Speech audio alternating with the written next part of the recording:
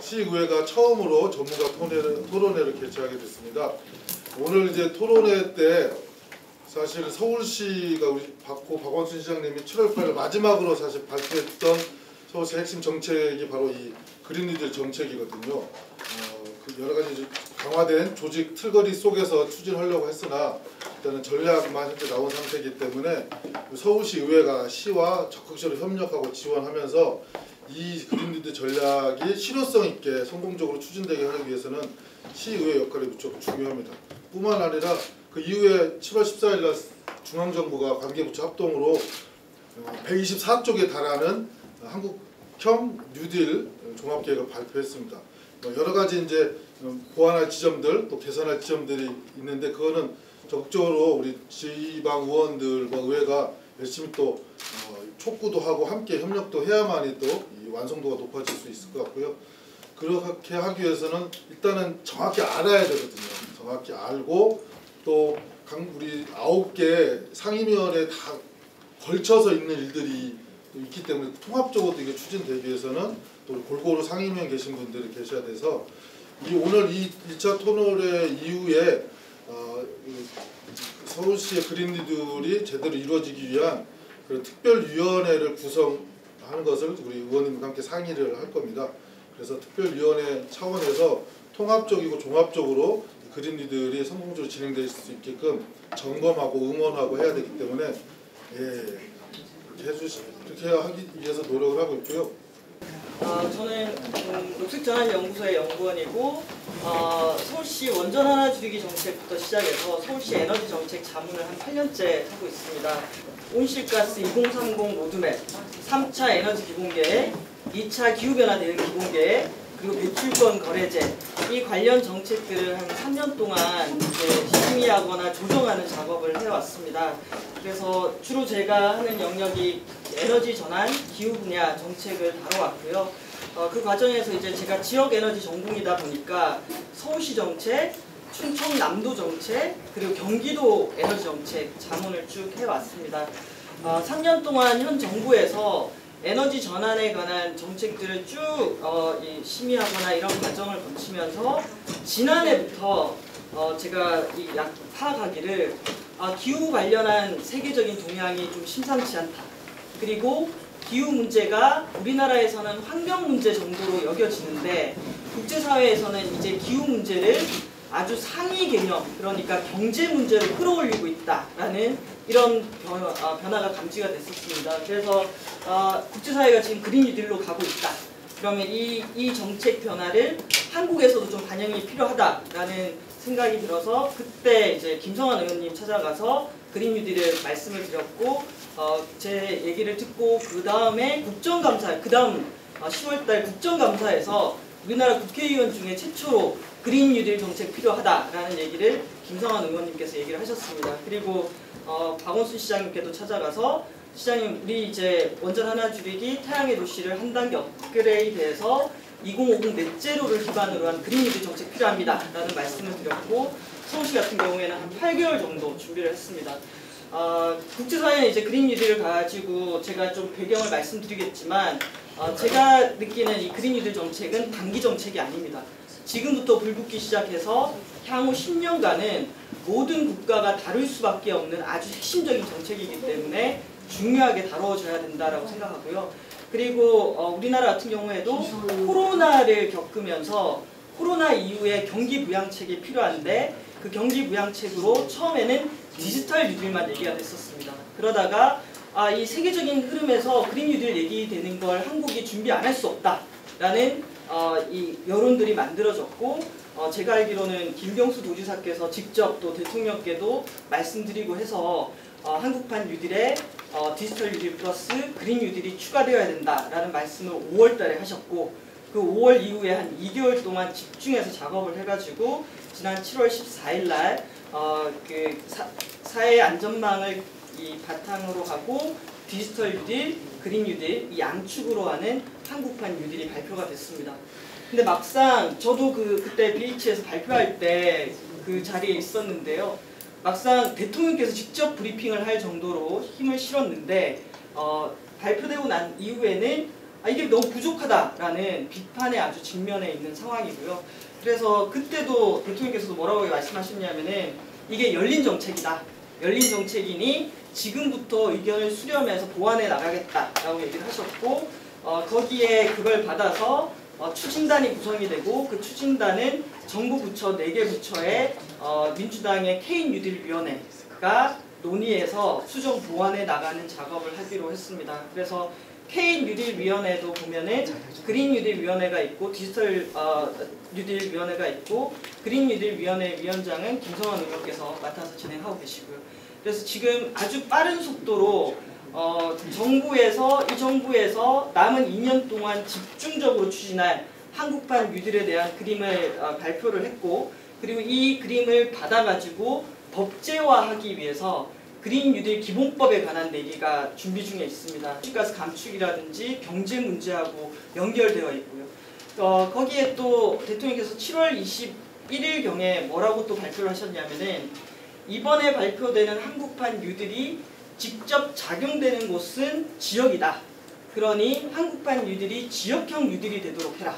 그리고 이것이 지역 균형 발전하고 연결되도록 해라. 라고 얘기하면서 이 뉴딜을 이 각각의 지역에서 어떻게 해석하고 작업할 것인가에 대한 내용들이 아주 상당히 빠르게 좀 진행이 되고 있습니다. 그래서 서울은 빠르게 서울형 그린 뉴딜에 대해서 발표를 했고 경기도도 발표를 했고 경상남도도 발표를 하고 충남도 발표하고 저희 굵직굵직한 곳들은 지금 발표를 하면서 이걸 하나의 어떤 비전 그리고 앞으로 우리가 살아갈 먹거리 이런 걸로 준비를 많이 하고 있습니다. 광역뿐만 아니라 기초 중에서도 화성시가 아주 적극적이십니다. 그 서철모 시장님께서 2022년 무상교통 화성시는 돈이 되게 많습니다. 이렇게 돈이 많은 지자체 처음 봤는데요. 그래서 자체적으로 무상교통을 할 수 있을 정도의 재원을 확보해서 그린 뉴딜을 하겠다라고 달려가고 있고요. 그 외에 한 10개 지자체장이 자신의 남은 임기 2년 동안 집중해서 해야 될 이슈로 그린 뉴딜을 가지고 달려가고 계십니다. 그래서 저는 오늘 여러분께 이 그린 뉴딜의 맥락을 어떻게 이해할지 그리고 정부에서는 어떤 제도가 논의가 되고 있는지 그리고 기초나 지방자치 차원에서도 어떻게 논의가 되고 이게 앞으로 어떻게 전개가 될지 그 내용들을 중심으로 말씀을 드리겠습니다. 최근에 제가 느끼는 거는 이렇습니다. 이전에는 제가 에너지 분야를 주로 하기 때문에 산업부하고 환경부를 주로 만나서 자문을 하거나 정책을 만들었습니다. 근데 최근에 그린 뉴딜 정책이 발표가 되면서 기재부, 국토부 이런 데서 상당히 열심히 이 기후변화에 대한 이 공부를 하고 있습니다. 그러니까 이전에 환경 영역이나 에너지 영역으로만 여겨지던 것이 상당히 우리 정부 전방위에서 이 그린 뉴딜을 다룬다라는 것들을 알 수가 있고요. 이번에 어마어마한 비가 내리지 않았습니까? 네, 이렇게 비가 내리게 된 게 시베리아의 고온 현상이라든지 북극의 고온 현상 그리고 이 태평양의 고온 현상 이런 것들이 겹쳐지면서 물난리가 났습니다. 그래서 이게 코로나의 불확실성 플러스 이런 기상재난의 불확실성 앞으로 이렇게 이 불확실성이 커지는데 원인이 뭐냐? 온실가스 기후변화다. 그러면 이 문제를 보다 근원적으로 대책해야 되는 거 아니냐라는 이런 여론들도 저는 상당히 높아지고 있는 상황이라고 생각을 합니다. 이런 비유를 많이 듭니다. 지금 코로나도 있지만 그 뒤에 오는 경제위기 그런데 경제위기보다 더 큰 규모로 다가오는 기후위기 기후위기가 모든 것을 바꿀 것이다 라는 이런 전망들이 얘기가 많이 나오고 있는데요. 특히 1.5도 특별보고서의 경고 이런 것들이 매우 중요합니다. 우리 의원님께서 보시면은 2018년도에 이 과학자들이 보고서를 쓰기 시작합니다. 2018년도 이 보고서가 상당히 의미가 있는데요. 지난 100여 년 동안 지구 평균 온도가 1도가 올랐습니다. 1도가 올랐는데 이 지구에서 기상이변이 아주 심각하게 일어났죠. 그래서 과학자들을 대상으로 앞으로 지구 온도가 어떻게 올라갈 것 같냐 그리고 1도가 오르게 되면 어떤 일이 발생하고 2도가 오르게 되면 어떤 일이 발생하게 되느냐 전망을 하라고 시켰습니다. 그랬더니 2018년도 나온 보고서에서 지금 1도 올랐는데 1.5도가 오르면 높은 위험인데 2도가 오르면 매우 높은 위험이다 라고 나오고요. 이게 이 84년도 북극의 면적입니다, 여러분. 그리고 2016년도거든요. 30년 사이에 절반이 줄었습니다. 저도 기후 정책을 오랫동안 공부했지만 제가 요즘 느끼는 불안감은 속도에 관한 문제입니다. 속도가 너무 빨라지고 있습니다. 이게 이렇게 되는데 30년 걸렸지만 남아있는 절반이 사라지는 데는 20-30년 정도 더 짧게 걸린다라는 게 전망인데요. 만약에 2도가 상승하면 이 남아있는 이 북극의 해빙이 녹아내리는 빈도가 어떻게 되냐면은 10년에 한 번씩 다 사라집니다. 복원이 어려울 정도가 된다는 거고 1.5도가 되면 그래도 100년에 한 번. 그래서 1.5도 하에서 안정화시키는 것이 우리 인류의 목표입니다. 그런데 1.5도를 안정화시키려면 어떤 상황이 발생하냐면은 지금 이대로 쭉 우리가 온실가스를 세계적으로 못 줄이게 되면은 여기 보면 2040년이잖아요. 2040년경에 1.5도에 도달하게 됩니다. 이게 우리한테 20년밖에 안 남은 거죠. 그러면 1.5도를 만드는 온실가스를 배출하는 데 남은 기간은 8년밖에 안 남았습니다. 그래서 상당히 이 시간이 촉박하게 흘러간다는 거고 이 그래프가 제일 중요합니다. 그러면 1.5도에서 안정화시키려면 어떻게 해야 되느냐라고 했을 때 이걸 이렇게 만들어야 됩니다. 이 내용의 핵심은 2050년에는 넷제로가 돼야 된다라는 건데요. 앞으로 2050년 넷제로라는 표현을 엄청나게 언론을 통해서 많이 들으실 겁니다. 이 얘기는 2050년에는 전 세계 온실가스 배출량을 제로로 만들어야 된다. 석유나 석탄이나 가스를 태우지 않고 땅속에 묻어놔야 된다라는 엄청난 내용입니다. 그래서 이렇게 올라갔던 것이 2020년을 중심으로 해서 이렇게 내려가야 되는데 이거 정말 어마어마한 일이잖아요. 그러면 이거는 우리가 평소대로 하면서 자 온실가스 줄이기 위해서 노력한다 정도가 아니라 엄청난 집중과 자원의 동원이 필요한 기획이 필요한 상황입니다. 그래서 2018년도에 그 보고서가 나오고 난 다음에 제가 지난해부터 그린 뉴딜이라는 단어가 국제사회 보고서에 막 등장하기 시작한 거예요. 특히 2월달에 미국에서 먼저 나오게 됩니다. 미 하원 결의안에 그린 뉴딜이 나오는데요. 저도 깜짝 놀란 게 그 그린 뉴딜 결의안에 2050년 전에 넷제로라는 표현이 나옵니다. 미국이 전 세계 배출량 2위 국가거든요. 어마어마하게 배출하는 나라입니다. 그런 나라가 민주당 의원들의 결의안으로 2050년 넷제로를 만들겠다라는 문서가 나오기 시작합니다. 그리고 그 문서의 핵심은 2050년 전에 넷제로를 만들면서 기후위기 대응과 불평등 문제를 해소하겠다. 공동체와 노동자를 위해서 공정하고 정의롭게 전환하면서 탄소 중립 온실가스 배출을 하겠다. 이 얘기는 2050년경에는 온실가스 배출량을 완전히 다운시켜가지고 그럼에도 불구하고 CO2라든지 이런 것들이 배출이 되면 그걸 산림이 흡수해서 또는 땅속에 포집해서 묻어서 CCS라는 기술입니다. 플러스 마이너스 제로, 순증 제로를 만들겠다라는 게 중립 개념이거든요. 그래서 2050년 전에 중립을 달성하겠다라는 이 결의안이 나왔고 EU 같은 경우에는 12월 달에 그린 딜이라고 발표가 됩니다. 이분이 지난해 EU 집행위원장으로 당선되신 폰데어 라이엔이라는 분이신데 이분의 공약이 2050년 EU를 세계 최초의 탄소 중립 대륙으로 만들겠다라는 게 이분의 공약이었습니다. 그래서 당선되고 난 다음에 2050년 넷제로 달성. 그런데 EU는 기후위기에 대한 대응책이자 새로운 성장 전략으로 그린딜을 보고 있습니다. 여기 이런 표현이 나옵니다. 모든 전환은 정의롭고 포용적이어야 함. 이 메시지가 중요한 게 여전히 우리 석탄 사회에 살고 있잖아요. 근데 넷제로라고 하면은 화석 에너지에 기반을 둔 산업들은 망하거나 정리를 해야 됩니다. 그러면 특히 최근에 논의가 많이 되는 석탄 발전소를 빠르게 폐쇄를 해야 되거든요. 그러면 그 안에서 일하고 있던 노동자들이 있잖아요. 그럼 그 사람들 어떻게 하느냐라고 했을 때 그 도전에 직면한 사람들을 고려해서 가겠다라는 내용이 그 문서에 나와 있습니다.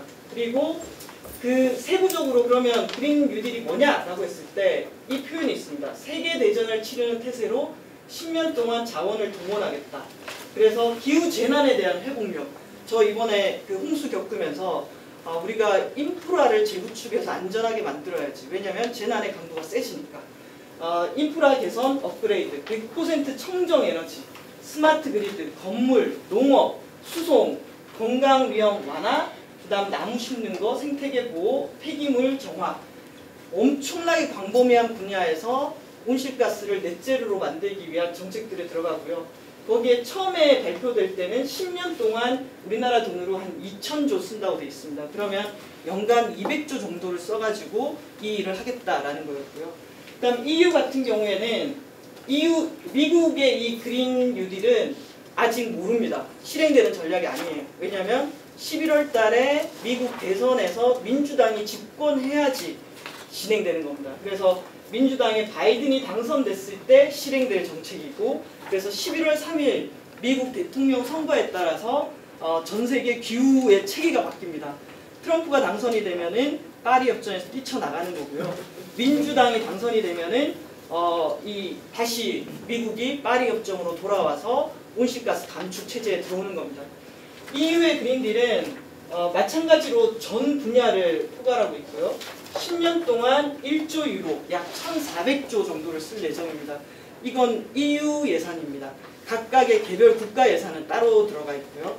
그런데 여기서 중요한 거는 저는 EU의 그린딜을 보면서 이거는 유럽연합이 기후 대응을 무역 장벽으로 만들려고 하는 심산이 크다.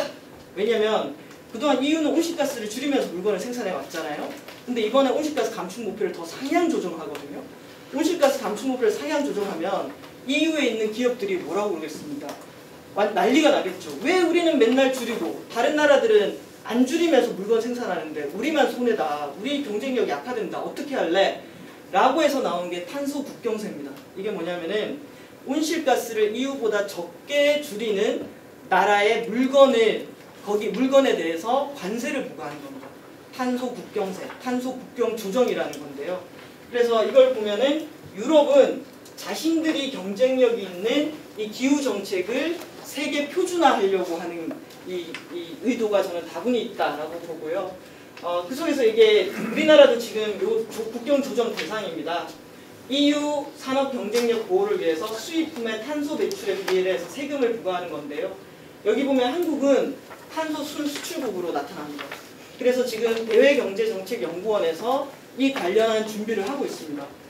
우리나라는 상품에 내재돼서 탄소를 담아가지고 수출을 하니까 여기에서 EU가 관세를 떼드리겠다고 하니까 그러면 우리나라 어떤 산업들이 영향을 받는 건지 이런 조사를 하고 있습니다. 그래서 이게 EU의 아까 그래프 보셨죠? 2050년 넷제로. 이게 EU의 1.5도를 위해서 이렇게 줄이겠다라는 겁니다.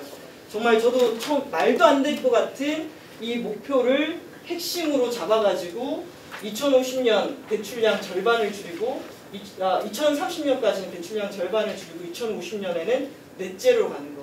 그래서 온실가스 감축이 EU의 최우선 정책입니다. 기후변화가 심각해지고 지금 EU 같은 경우도 지난해 폭염이라든지 이런 것들을 겪으면서 모든 이슈 중에 온실가스 감축을 최우선으로 한다. 그러면서 노동, 환경, 안전, 정의로운 전환. EU 전체 예산의 25%는 기후위기 대응에 쓴다. 그리고 건물, 에너지, 교통, 순환경제, 폐기물, 농업, 생물다양성 모든 분야를 변화시킨다. 그리고 탄소 국경세라든지 이런 것들을 통해서 국제무역과 경제와 연결시킨다.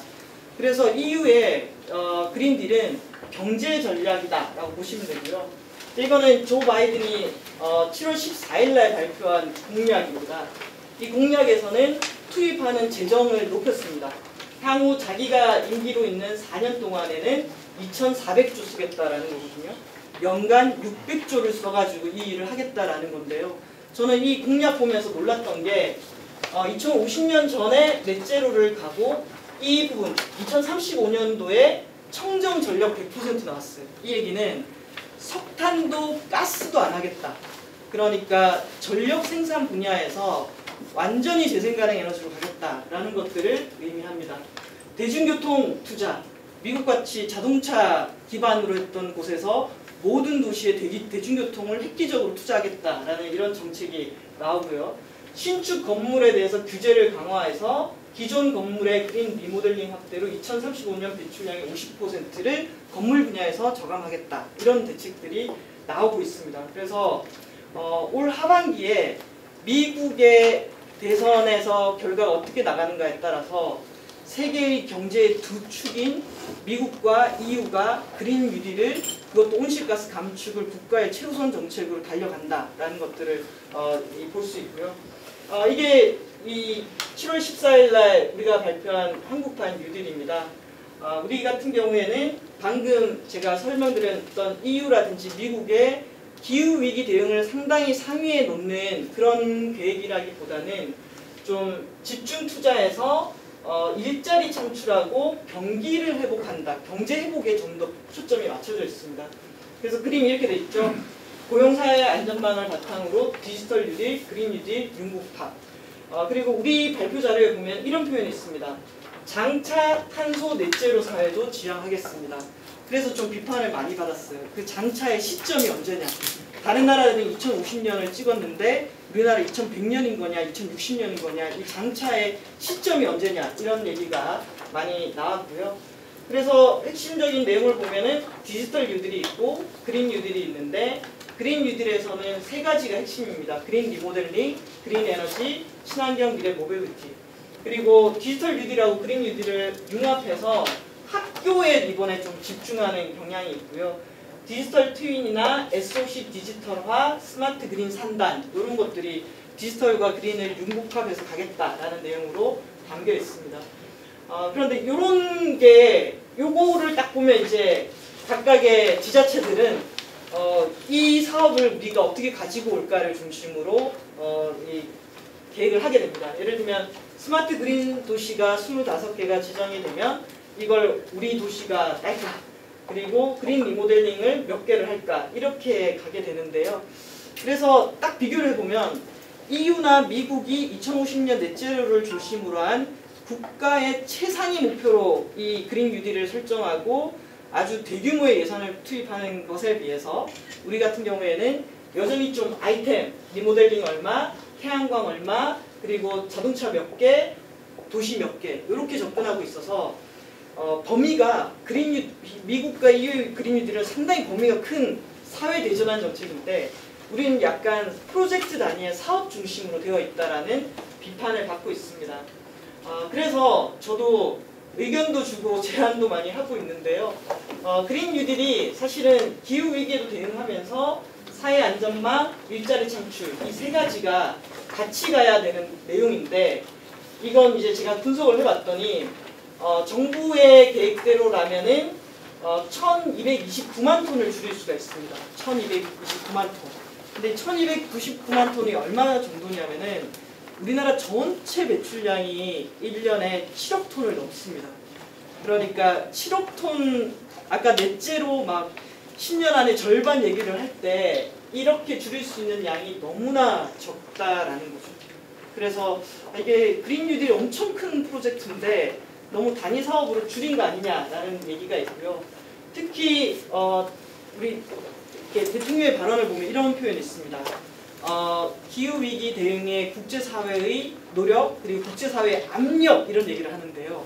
최근에 실제로 우리나라 외교부가 국제사회로부터 압력을 많이 받고 있습니다. 왜냐하면 한국의 석탄 투자에 대해서 외부로부터의 비판이 크거든요. 저도 좀 충격적이었던 게 이게 6월 20일경 워싱턴 포스트지에 실린 전면 광고인데요. 문재인 대통령님 이게 한국의 그린 뉴딜입니까? 라는 이렇게 메시지가 나오는 거예요. 왜냐하면 한국이 그린 뉴딜 한다고 그러면서 인도네시아라든지 베트남의 석탄 발전에 투자하는 거에 대해서 국제사회의 압력 이런 것들이 크다라는 걸 볼 수가 있고요. 이거 보시면 우리나라 에너지 전환 지수가 세계 115개국 중에서 48위인데 선진국 32개 국가 중에서 31위예요. 왜 이런가를 보면은 자, 우리나라 지금도 전기를 생산하잖아요. 발전량 비중에 있어서 2018년 기준 우리나라 석탄 발전소에서 생산하는 비중이 45%입니다. 근데 OECD는 25%예요. 그러니까 OECD보다 석탄 발전 비중이 20%가 높은 거예요. 근데 이 20%의 차이가 어디서 나느냐 봤더니 우리나라 재생가능 에너지 비중은 4%대입니다. OECD 국가 최하위입니다. 근데 이 OECD 국가 재생가능 에너지 비중이 25%입니다. 이 딱 계산하면은 약 20%의 전기를 OECD 국가는 재생가능 에너지에서 얻는데 우리는 석탄에서 얻는 겁니다. 그래서 실제 석탄 발전 비중이 너무 높은 거, 그래서 온실가스 배출량이 안 잡히는 거, 이런 게 좀 이 큰 문제고요. 서울은 또 예외가 아닌데 이런 상황도 있습니다. 그린 리모델링 하겠다라고 국토부가 발표를 하지만 최근에 7,800억짜리 새만금 공항 들어갔습니다. 그리고 우리나라 지금 계획 중인 공항이 6개 정도가 됩니다. 그러니까 이게 아무리 리모델링해서 줄여도 공항 몇 개 막 건설하고 이렇게 가버리면은 거기에 예산과 배출량이 너무 많게 되는 거죠.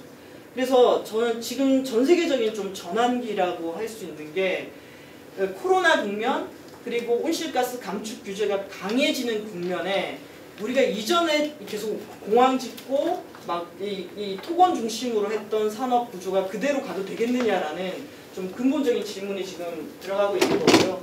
서울하고 다르게 충남 같은 경우에는 이게 충남도의회의 그린 뉴딜 결의안입니다.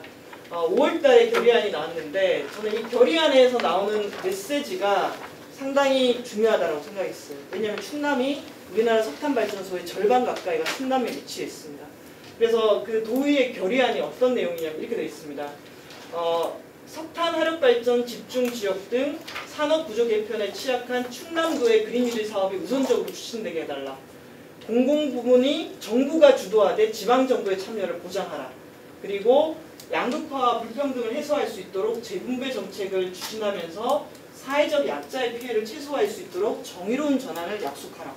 저는 최근 그린 뉴딜 관련해서 한국에서 나온 문서 중에 상당히 중요한 내용들을 담고 있는 결의안이라고 생각을 합니다.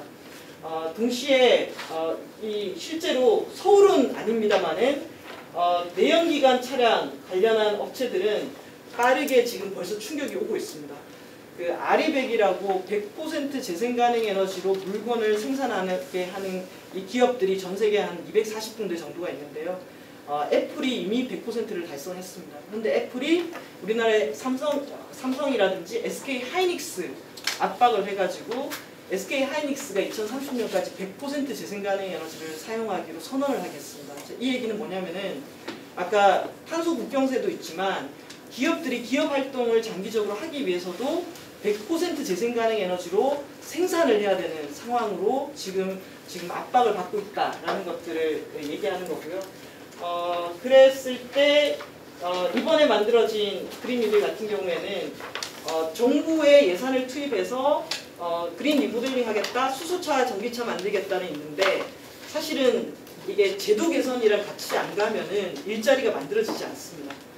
그런 의미에서 보면은 전기요금 개편이라든지 내연기관 퇴출 시점이라든지 건물 온실가스 배출량 규제라든지 이런 제도가 돼야지 건물 에너지 효율을 높이기 위해서 노력하면서 관련 자재라든지 설계라든지 시공이라든지 이런 것들이 같이 갈 수 있거든요. 그래서 이번 그린 뉴딜 정책에 제도 개선 사안이 빠졌다라는 것들은 좀 문제가 되고 있습니다.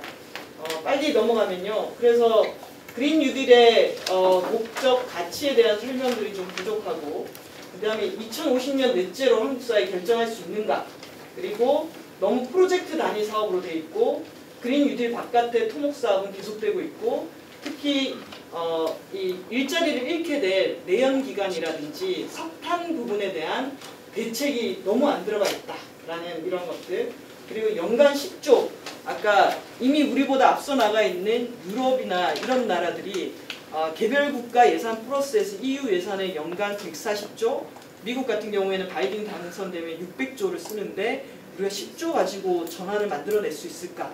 이런 여러 가지 논의가 지금 계속되고 있습니다. 내일도 정책기획위원회 분들이 다 모여가지고 그린 뉴딜 개선 방안에 대해서 논의하기로 했거든요. 그래서 이런 비판과 개선 방안들을 쭉 논의해 가면서 좀 바꿔가야 될 것 같습니다.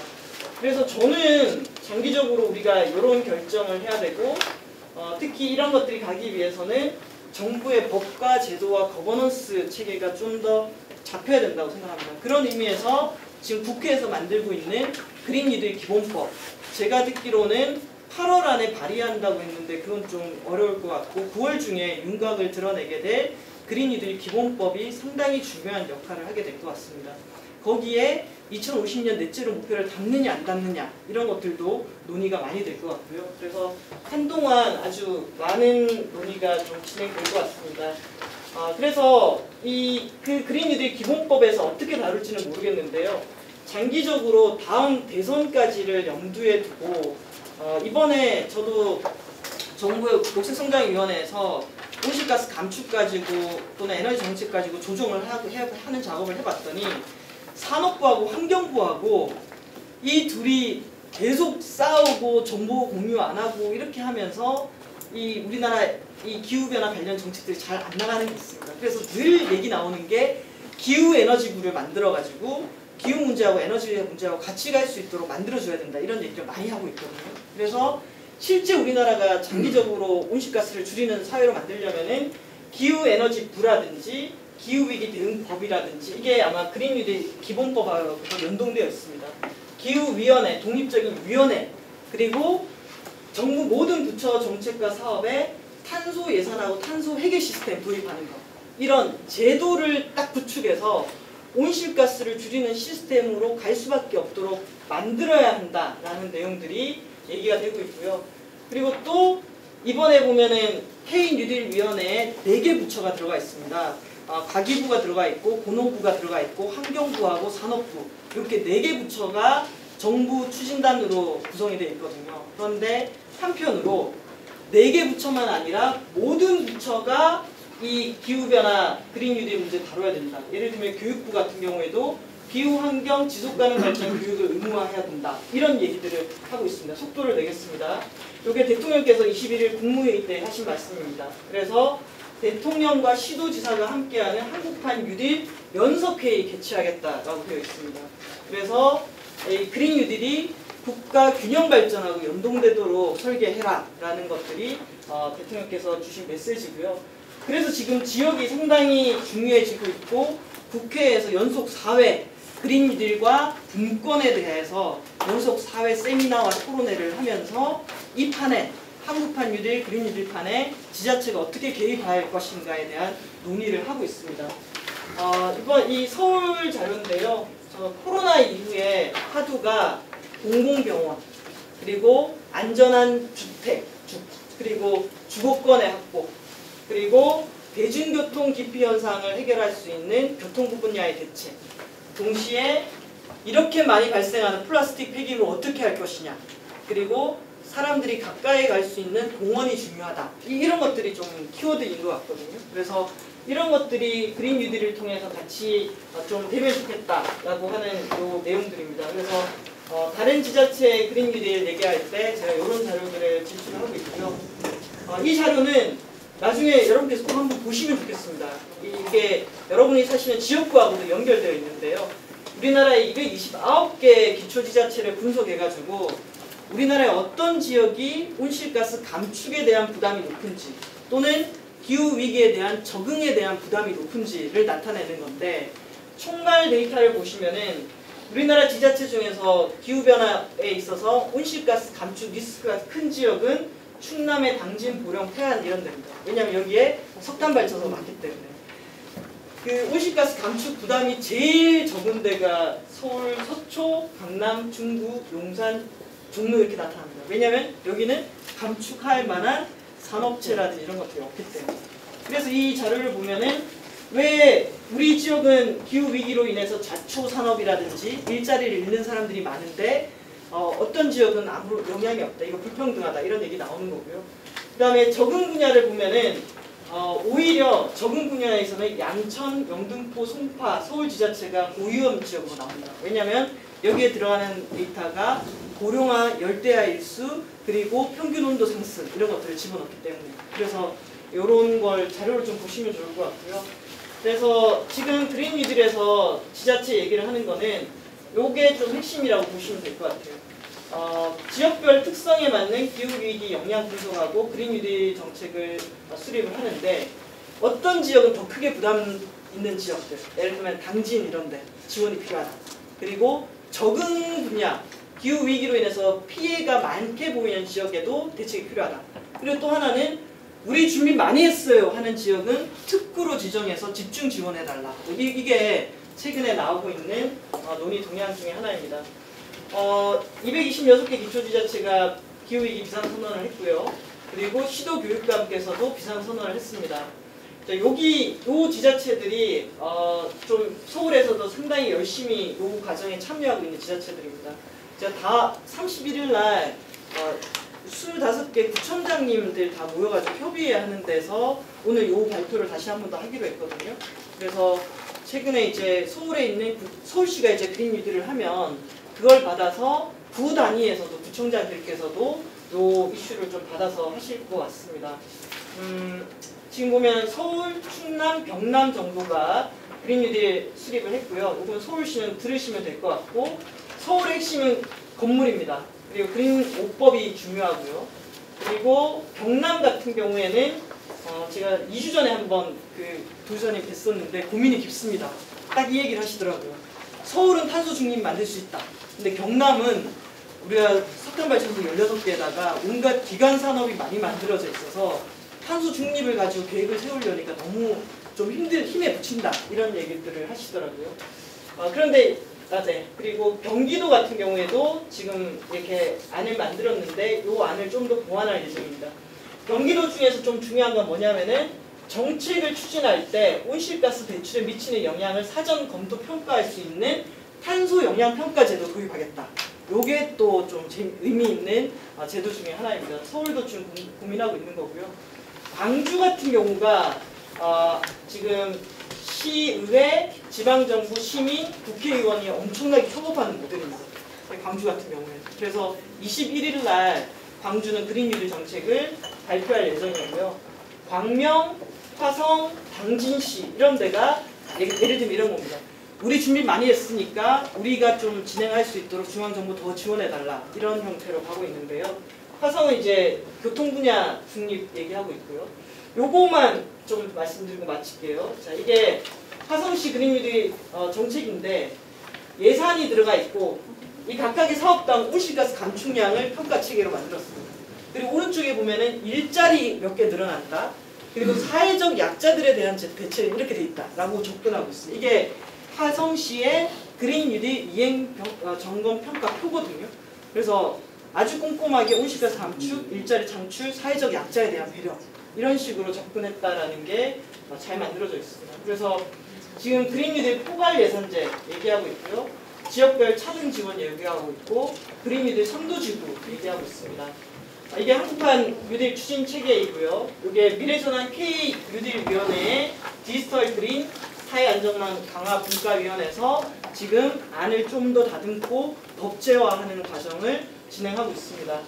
지금 국회에 그린 뉴딜 연구단체가 한 3군데 정도 있습니다. 그런데 제가 보기엔 여기 국회 기후위기 그린 뉴딜 연구회 대표의원이 김성환 의원으로 계신 우원식 의원님하고 여기가 사실은 안을 좀 많이 만들어내고 있습니다. 그래서 여기 발표 자료가 있습니다. 그린 뉴딜 연구회 발표 자료가 있고 기후위기 대응 기본법 2020년에 제정 목표로 하는 기후위기 대응 일명 그린 뉴딜 기본법입니다. 이걸 하려면은 녹색성장 기본법을 바꿔야 됩니다. 녹색성장위원회도 해체하고 다른 체제로 넘어가야 되고 이게 만만치 않은 작업들이 좀 진행될 거고 여기가 가려고 하는 그린 뉴딜 연구회의 핵심적인 정책 방향입니다. 이것도 매우 중요하게 시사하는 바가 큽니다. 하나하나가. 자, 이게 이제 앞으로 진행될 것으로 예상되는 제가 예상하는 체계인데요. 7월에 종합계획이 발표가 됐습니다. 기본법 발의를 8월에 한다고 그러는데 미뤄질 가능성이 있습니다. 강기문 위원장님이 계신 국가기후환경회의에서 전기요금하고 에너지세제하고 탈내연기관 시점하고 석탄발전소 폐쇄 시점을 논의하고 싶어 합니다. 그런데 하실 수 있으실지는 좀 봐야 될 것 같고 다만 여기는 500명의 시민 참여단을 모아가지고 공론화하는 작업을 진행을 할 겁니다. 그게 9월 달에 진행이 됩니다. 여기서 진행해서 만들어낸 결과가 그린 뉴딜 정책하고 결합될 가능성이 큽니다. 그리고 11월 달에 미국 대선이 있습니다. 이 대선을 기점으로 민주당이 당선이 되면은 한국에서 추진하고 있던 그린 뉴딜 정책에도 엄청난 또 변화나 압박이나 집중이 좀 예상이 됩니다.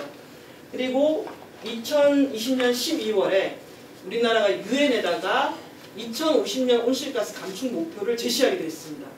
여기에 넷제로냐 아니냐가 상당히 큰 쟁점이고 환경부 장관께서는 내심 넷제로 사회로 가야 된다라는 의견을 피력하고 계십니다. 그래서 올 하반기에 이런 기획들 속에서 상당 부분 이 그린 뉴딜이 펌핑하면서 자체 좀 동력을 얻을 수도 있고 잃을 수도 있지만 다만 확실한 거는 이후에 그린딜이 살아있기 때문에 어떤 방식으로든 이 이슈는 저는 계속 간다라고 봅니다.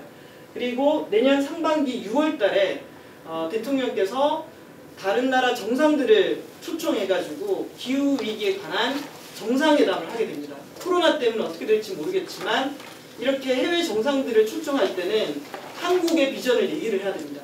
그래서 이 시점에서 또 한번 이 한국 정부의 그린 뉴딜 정책이 업그레이드 될 가능성이 있고요.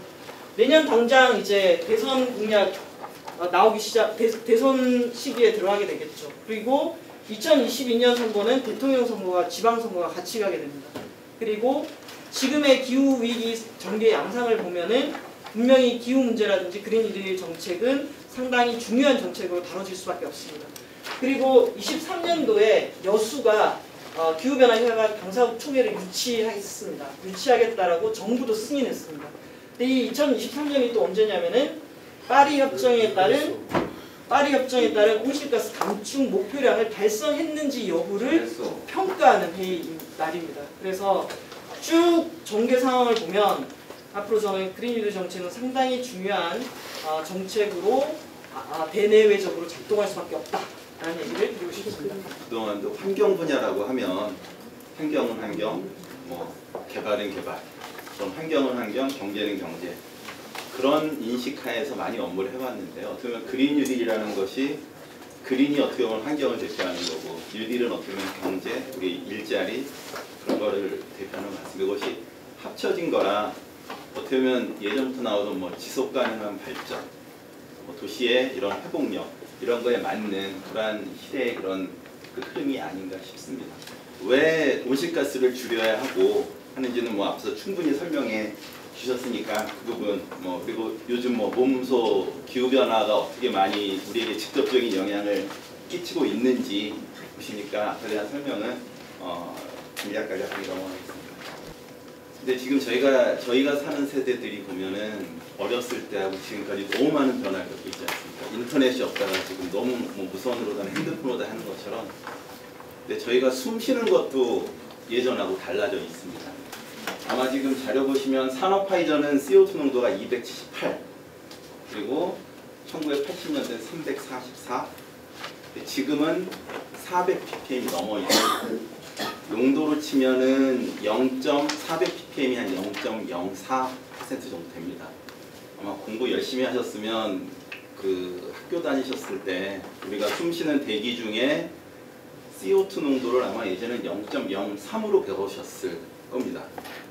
저도 그러니까 산소가 있고 질소가 있고 뭐 CO2가 있다는데 지금은 0.03이라고 답하면 틀리는 거죠. 0.03입니다. 그래서 숨을 쉬실 때 딱 100만 개를 딱 숨을 쉬면 그 중에 예전에는 한 300개 정도가 CO2였는데 지금 400개가 CO2가 되는 겁니다. 그 정도 양으로 보시면 되겠고요. 그 정도 숨을 쉬면 요즘 미세먼지는 한 15개 내지 20개, 25개 정도 왔다 갔다 하고 있습니다. 줄이는 게 저희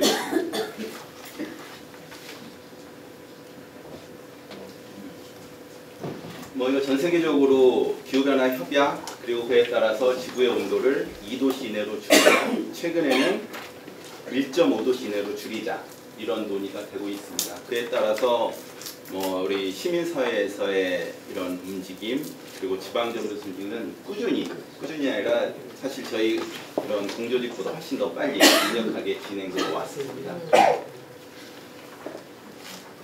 그래서 앞에서 왜 2도씨도 아니고 1.5도씨가 중요하냐라는 그런 말씀을 앞에서 드렸습니다. 각종 지금 이런 기후 이변이나 북극에서의 그 얼음이 녹는 것들, 이런 기상 이변이 일어나는 것들을 줄이려면은 1.5도씨까지만 늘려야 된다. 현재까지는 이미 한 산업화 이전에 비해서 한 1도씨가 올라가 있는 상태이기 때문에 남은 시간이 얼마 없다. 그런 것을 이해하시면 되겠습니다. 예, 이거 넘어가겠습니다. 예. 예, 그래서 먼저 정부에서 그럼 앞에도 말씀드린 거고요. 그래서 디지털 뉴딜, 그린 뉴딜, 그리고 사회 안정만 강화하는 한국판 뉴딜을 정부에서 7월 14일째 발표하면서 2025년까지 114조, 아마 이거 국비만이고 아마 지방비까지 하면 한 160조 정도를 투자하겠다라고 발표했습니다. 추진 체계는 정부 쪽에서는 기재부 장관, 당에서는 정책위의장을 본부장으로 하고 있습니다. 그린 뉴딜은 아까 말씀드린 것처럼 김성환 의원께서 하고 계시고, 디지털 뉴딜은 이광재 의원, 그리고 안전망 분과는 한정인 의원께서 하고 계십니다. 서울 상황을 보겠습니다. 아까 전 세계적으로는 한 1도시가 올라갔다 했는데 서울만 놓고 보면, 우리나라만 놓고 보면은 2도시 이상 올라갔습니다. 육지라서 더 그런 것 같습니다. 이건 기후변화에 의한 요인도 있고 도시화되는 거에 따른 요인도 있습니다. 강수량도 늘어나고 있고요. 특히 폭염, 한파, 그리고 더운 열대야 일수 점점 늘어나고 있습니다. 열대야 같은 경우는 하루 중에 가장 더운 온도가 25도 밑으로 안 떨어지는 것을 열대야라고 하는데요. 몸으로 느끼시니까 점점 늘어나는 거 아실 거고요. 여름 일수도 점점점 늘어나고 있습니다. 현재처럼 그 대기 중에 온실가스가 계속 늘어날 경우에는 한 2100년이 되면 지금보다도 점점 더 늘어나서 1년 중에 거의 절반, 한 170일 가까이가 여름으로, 그러니까 여름이라고 여기서 할 때는 하루 중에 최고 기온이 25도를 넘어서는 때를 여름이라고 합니다. 그렇게까지 늘어날 것으로 예상을 하고 있습니다. 자료로 보시죠. 그러니까 서울의 인구는 점점 이제 2010년부터 끊겼습니다만 세대수가 점점 늘어나고 있다는 것, 그러면서도 경제 활동은 점점 늘어나서 GDP가 늘어나고 있다는 걸 말씀드리겠습니다. 과연 서울에서는 온실가스는 어디서 나오느냐라는 건데요. 서울 같은 경우는 대부분 에너지를 쓰는 과정에서 온실가스가 나옵니다. 그래서도 건물, 우리가 쓰는 주거 또는 상업에서 나오는 게 68%, 그리고 교통수단을 이용하는 거에서 19% 정도, 그리고 폐기물 처리하는 과정에서 6%. 그러니까 서울에서 보면은 건물과 수송 분야에서 어떻게 온실가스를 줄이느냐가 저희 정책의 핵심이 되겠습니다. 다만 정부는 좀 다릅니다. 정부에서는 국가 전체로 가장 많은 게 산업 부문이고요. 그다음에 발전, 그다음에 교통, 건물 이렇게 나가는. 그래서 어떻게 보면은 서울 같은 경우는 그래도 건물에 대한 효율화, 교통을 친환경으로 바꿔나가는 데에서 줄일 수 있는 여지가 좀 더 있고요. 정부는 이제 산업을 어떻게 더 효율화하느냐, 그런 문제가 있어서 어떻게 보면 국가 차원의 온실가스 줄이는 것이 훨씬 더 어려운 과제가 되겠습니다. 사실 서울시가 지금 하는 그린 뉴딜이라는 표현을 쓴 것은 최근입니다만 이러한 관련된 일들을 해온 것은 예전부터 해왔습니다. 저희가 그동안 해왔던 다양한 원전 하나 주기로 대표된 에너지 전환 정책들, 온실가스 줄이는 데서 시민 참여, 그리고 태양광과 같은 이런 사업들이 저희가 그린 뉴딜에서 포괄하는 여러 사업들을 이미 한 거의 10년 가까이 저희가 해왔다라고 말씀드리겠습니다. 다만 그럼에도 불구하고 뒤에서 자료를 보시겠습니다만은 2050년까지 넷제로를 하기에는 이 정도 가지고는 불가능할 것이다. 지금보다는 훨씬 더 혁신적인 그리고 전면적인 시정 전반에 걸친 온실가스 감축 정책을 펴야지 우리 목표를 달성하는 것이 가능하다라는 인식하에 서울시의 그린 뉴딜 정책을 저희가 만들게 됐습니다. 이게 저희가 갑자기 만든 게 아니고요. 사실 저희가 정부보다 이미 작년부터 아까 그런 문제의식하에서 저희가 민간의 기후행동 프로그램 전문가분들을 모셔서 저희가 정책들을 많이 구상을 했고요. 그 과정에서 서울연구원도 참여를 했고 저희 안에서는 기후본부뿐만 아니라 관련된 주택, 교통, 도시계획, 재생 이런 쪽 같이 작업을 해서 저희가 지난 7월에 발표한 그린 뉴딜 전략을 만들게 됐습니다. 연말까지는 이 내용들에 대해서 시민분들 의견 수렴하는 들을 거치면서 좀 더 보완을 하면서 연말까지 계획을 확정 지을 계획입니다. 잠깐 이거 좀 보고를 좀. 네. 기후변화 대책위원회 얘가 심의 의결해야 되는데. 예, 저희 법상 저희 기후변화 조례에 의해서 기후변화 대책위원회라는 것을 구성하도록 되어 있습니다. 그래서 이런 온실가스 관련한 계획을 최종적으로 확정하기 전에 절차적으로 거쳐야 되는 그런 서울시장의 기구입니다. 일단 저희가 이런 계획을 세우는 과정에서의 기후행동 토론 외부 전문가분들과 했던 과정들, 그리고 저희 시 안에 있는 녹색서울 시민위원회, 그리고 원전 하나 줄이기위원회, 에너지정책위원회입니다. 그런데 그간 저희가 논의 과정을 거쳤었고요.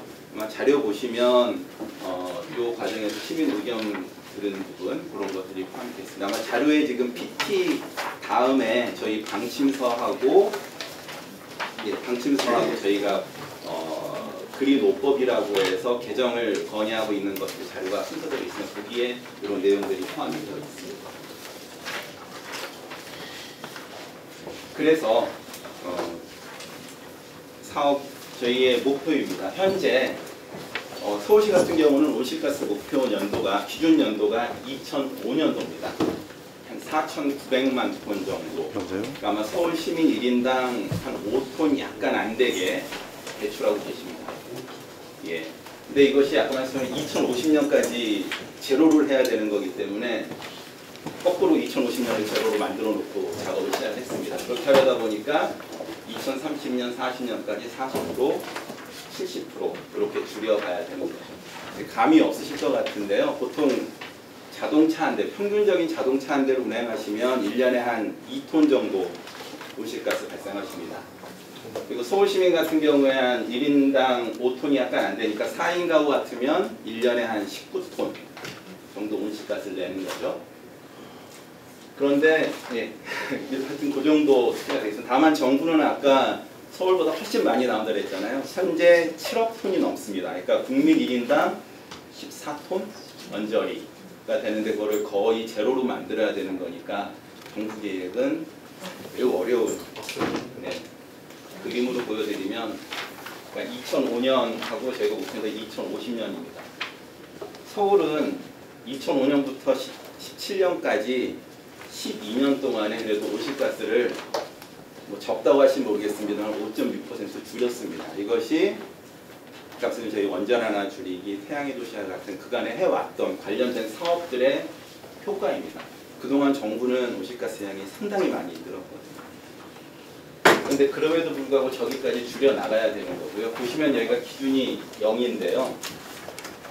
아마 의문이 드실 것 같습니다. 어떻게 사람이 살아가는데 어떻게 온실가스라는 것이 아까 에너지를 쓰는 거고, 에너지 쓴다는 거는 집에서 사는 거, 왔다 갔다 다니는 건데 어떻게 온실가스를 하나도 배출 안 하고 이론적으로 살 수가 있는지 의문이 있으실 겁니다. 그래서 좀 더 자세히 설명드리면 2050년의 서울시의 목표는 2005년 기준으로 80%를 줄이는 겁니다. 그러니까 한 20% 정도는 배출을 하겠다는 얘기입니다. 다만 넷제로, 순제로를 만들어야 되니까 그 20%에 해당하는 만큼은 다른 곳에 가서, 여기 아래로 표현이 되죠. 다른 곳에 가서 서울 외 지역에 가서 신재생에는 투자를 하든가 아니면 나무 심기 사업을 하든가 같은 온실가스를 흡수할 수 있는, 저희가 상세라고 표현을 하는데 저런 사업을 통해서 20%를 충당을 한다. 그래서 넷제로를 만들게 되는 겁니다. 그래서 2050년이 되면은 약 한 서울 전체로 치면 약 900만 톤 언저리, 그러니까 1인당 1톤 이하로 온실가스를 배출해야 되는 겁니다. 아마 그때쯤 되면은 아마 한 달 단위로 내가 온실가스를 얼마 썼는지를 아마 다 계산해야 될지도 모르고요. 지금은 큰 기업체들에만 온실가스 총량을 주고 지키느냐 못 지키느냐에 따라 페널티를 주는데 어떻게 보면은 이제 개인에게 그런 페널티를 주게 될 수도 있는, 자칫 살아있게 되겠네요. 살아있을 수도 있겠습니다.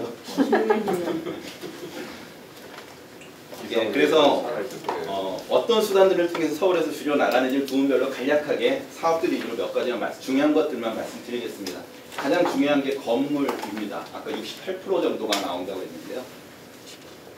이건 그냥 아이디어가 아니라 실제로 줄여야 되는 거기 때문에 온실가스가 어디서 나오는지를 보면은 서울 같은 경우는 이제 건물들은 새로 지어지거나 기존에 있는 건물들 크게 그렇게 나오기 때문에 건물을 새로 지을 때는 가능한 한 가장 에너지 효율적인 건물을 짓도록 하는 게 저희 전략입니다.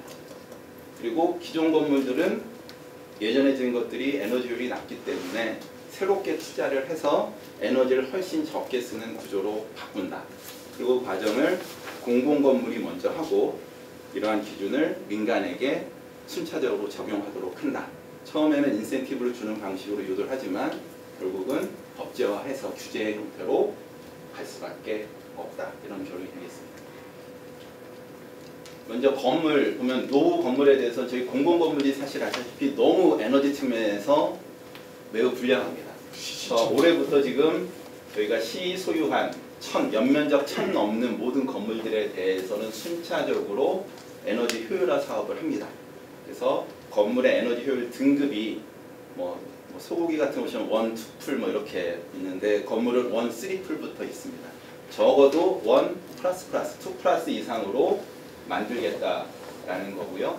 그리고 지금 자치구의 경로당, 어린이집 이런 거 역시 취약계층이 쓰는 건물인데도 불구하고 사용하기도 불편할 뿐더러 에너지도 많이 쓰고 있습니다. 우선적으로 이런 건물들부터 리모델링을 하고 있습니다.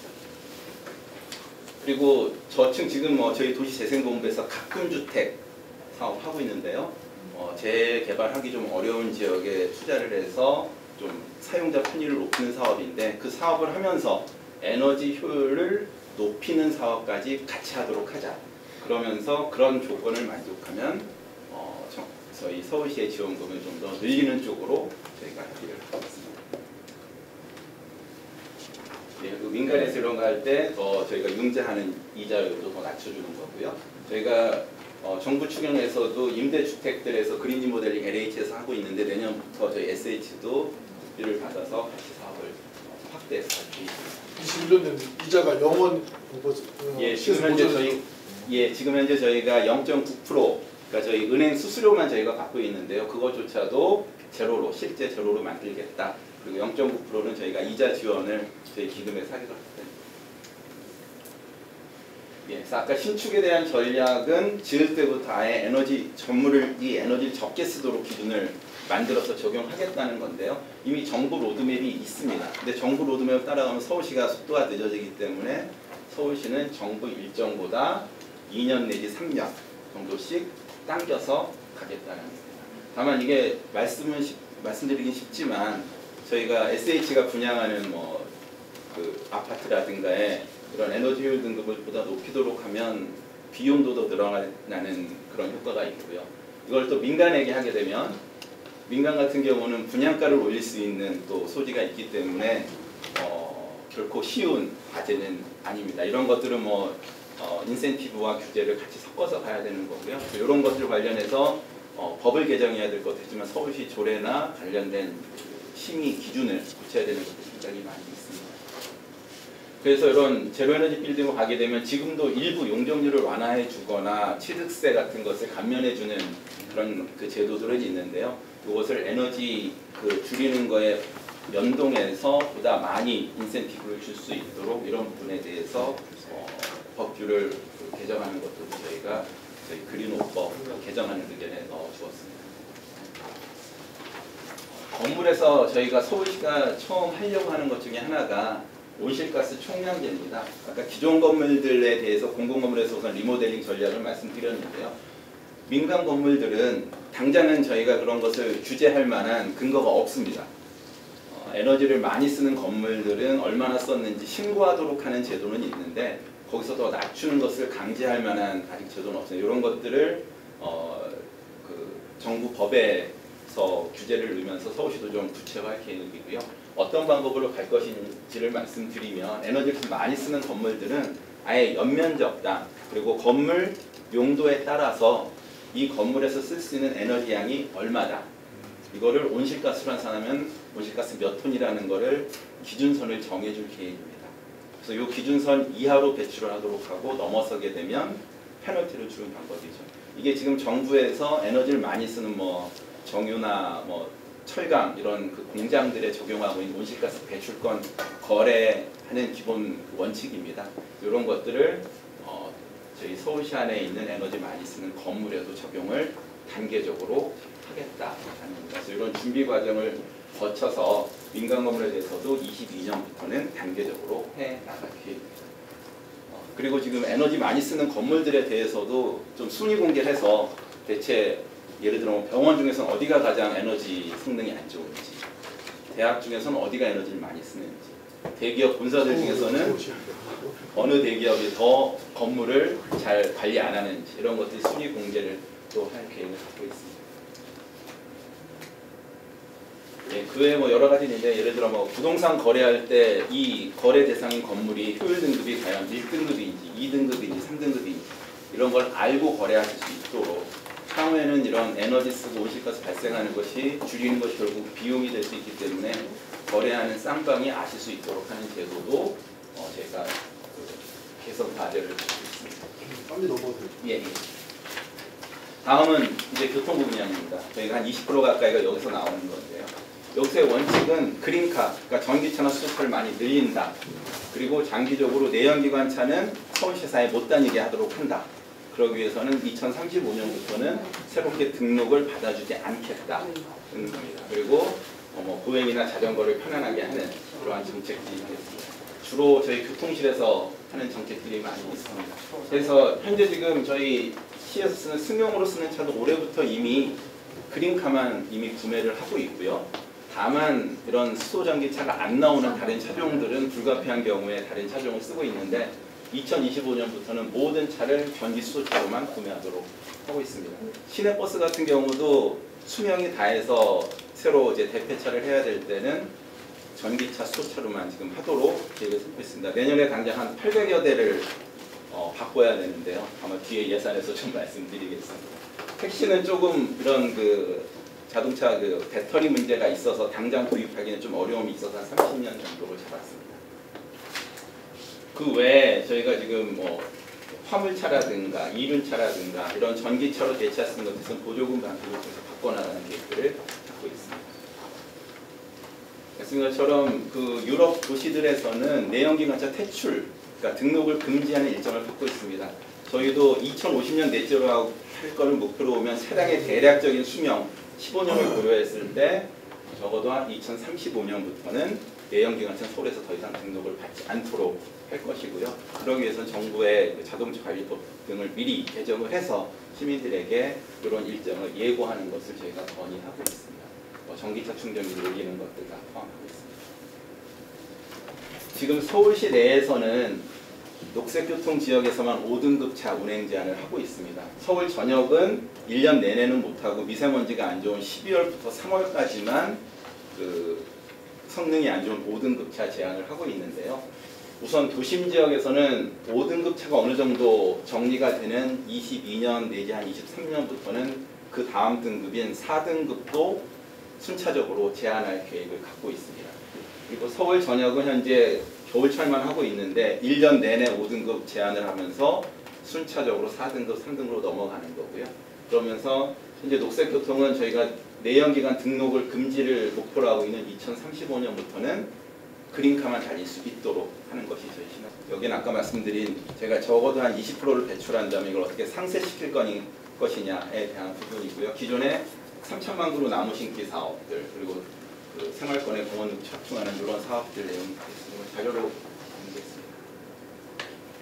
그 다음 재생에너지 분야도 건물에 적용될 때는 아까 직접 줄이는 것으로 환산이 되고요. 20% 그 상세가 이런 나무 심기로만 안 되는 것들이 많기 때문에 저희가 서울 이외의 지역에서의 재생에너지 투자, 태양광 같은 투자 또는 나가서는 외국으로 나가서 이런 재생에너지 투자를 통해서 줄여나가야 됩니다. 지금 서울의 태양광이 한 10년 동안에 한 10배 넘게 늘어났습니다. 2019년이 385가 아니라 285인데 오타가는 아니에요. 10배 정도 늘어났고요. 예. 아마 다니시다 보시면 태양광이 뭐 눈에 안 띄신다 할지 모르겠습니다만 가장 보통 태양광 패널이 285메가 정도면 대략 서울시 안에 한 100만 장 정도가 어딘가에 설치되어 있는 양입니다. 이걸 저희가 아까 태양의 도시에서는 1기가면 요거보다 한 3배 정도 더 돼야 되는 양이고요. 2050년까지는 그보다 더 많은 5기가, 지금보다 10배 이상 더 많이 해야 되는 양입니다. 뭐 태양광에 대해서는 워낙 그 보도상에서도 많이 보셨을 텐데요. 어떻게 보면 지금 말씀드리는 그린 뉴딜 에너지 전환에 있어서 가장 앞에 서 있는 게 태양광 같습니다. 과연 국내에서 우리나라 같은 환경에서 재생에너지가 가능할까? 원전이나 석탄 없이 가능할까 할 때 하나의 공격점이 태양광에 대한 공격 같습니다. 이거는 뭐 태양광은 따로 언제 한번 말씀을 드려야겠습니다만 몇 가지 팩터를 말씀드리면 뭐 이건 가능한지는 모르겠습니다만 국내에서 현재 쓰는 전력을 태양광으로만 하려면 우리나라 좁다고 하는데 그 좁은 국토의 한 3% 정도만 태양광 설치해도 다 쓸 수가 있는 양입니다. 예. 그리고 뭐 태양광을 하면 뭐 눈이 부시다, 중금속이 많다, 뭐 이런 얘기 많이 하시는데요. 전혀 그렇지 않습니다. 아마 태양광이 이런 에너지 전환, 에너지 효율을 높이는 사업에 가장 앞에 있는 사업이다 보니까 어떻게 보면 가장 공격하기 좋은 부분이 태양광에 대해서 하는 것 같습니다. 물론 비판하는 것 중에 몇 가지 좀 들을 만한 것도 있습니다. 지방이 워낙 좀 고리 없이 하다 보니까 기존에 그 좋은 환경을 훼손하면서 설치하는 경우가 일부 있다 보니까 안전과 관련된 이슈가 나올 때는 있습니다만 태양광이 이렇게 말씀처럼 뭐 아까 말씀드린 거 그리고 경제성이 없다. 이것도 현재 제도의 문제지 많은 나라들에서는 태양광의 생산 전력이 이미 전통적인 방식에 의해 생산된 전력보다도 훨씬 더 저렴하게 공급되고 있기도 합니다.